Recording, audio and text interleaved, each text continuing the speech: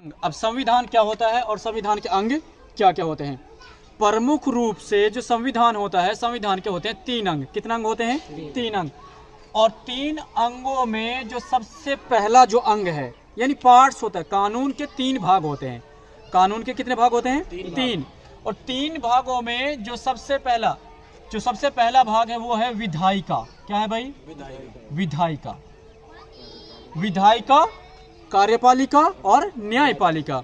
अब विधायिका क्या होता है, कार्यपालिका क्या होता है और न्यायपालिका क्या होता है? भाई पता भी तो होना चाहिए कि विधायिका क्या है और विधायिका का काम क्या है, कार्यपालिका क्या है और कार्यपालिका का काम क्या है, न्यायपालिका क्या है और न्यायपालिका का काम क्या है। देखिए, भारत का जो संविधान है उसके अंदर 3 तरह से कानून को डिवाइड किया गया है। जो हमारा संविधान है उसमें कानून को 3 भागों में डिवाइड किया गया है। काम के आधार पर, भाई ये काम करेगा, विधायिका ये काम करेगी, कार्यपालिका ये काम करेगी, न्यायपालिका ये काम करेगी।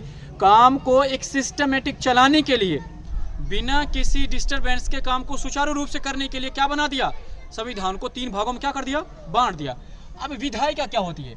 यानी विधायिका बनती है 3 लोगों से। विधायिका किससे बनती है? 3 लोगों से। विधायिका बनती है यानी राज्यसभा से और लोकसभा से। राज्यसभा और लोकसभा, और इसके अंदर जो 3rd मेंबर होता है वो होता है राष्ट्रपति। क्या होता है?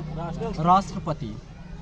यानी राज्यसभा और लोकसभा के जो सदस्य होते हैं वो, और एक होता है राष्ट्रपति। 3 सदस्य मिलकर क्या बनाते हैं?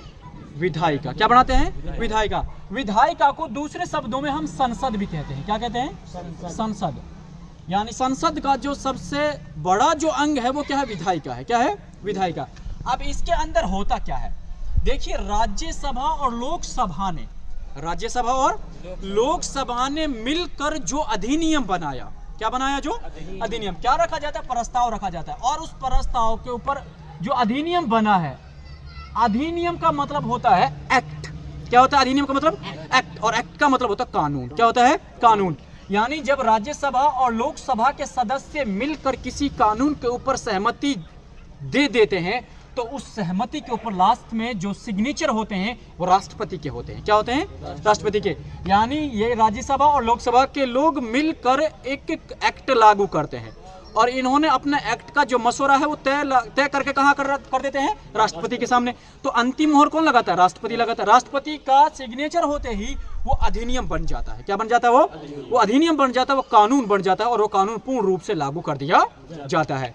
और भारत के अंदर ये जो कानून बनते हैं ये राष्ट्रपति की मदद से, राष्ट्रपति की सहायता से इन कानूनों को बनाया जाता है। और वैसे मुख्य जो भूमिका होती है वो राज्यसभा और लोकसभा के सदस्यों की होती है। अब अगला जो इसका पार्ट है वो है इस कार्यपालिका। क्या होता है? कार्यपालिका। अब कार्यपालिका नाम से स्पष्ट। कार्य में क्या होता है? काम का करना। यानी देश के अंदर जितने भी कार्य होते हैं उन कार्यों को नीतिगत तरीके से करने के लिए, सुचारू रूप से, बिना किसी तकलीफ के, हर इंसान का फायदा देखते हुए, यानी यहाँ पर ना किसी जात का, ना किसी कौम का, ना किसी बिरादरी का, हर एक कौम का समानता के आधार पर फायदा हो, ऐसे कार्य करने की अनुमति दी जाती है। उसको कार्यपालिका कहा जाता है। कार्यपालिका का मेन काम ही क्या है भाई? काम को सुनिश्चित तरीके से करना, सुनियोजित तरीके से करना, एक प्लानिंग के तहत करना ताकि कोई भी इंसान ऑब्जेक्शन ना उठाए। उसका काम होता है कार्यपालिका का। किसका काम होता है? कार्यपालिका। लास्ट में होता है न्यायपालिका। क्या होता है?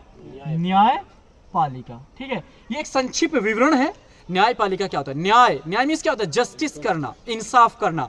यानी न्यायपालिका का काम होता है कि जो कार्यपालिका और जो विधायिका दोनों मिलकर कोई काम कर रहे हैं। भाई विधायिका ने कोई भी कानून बनाया,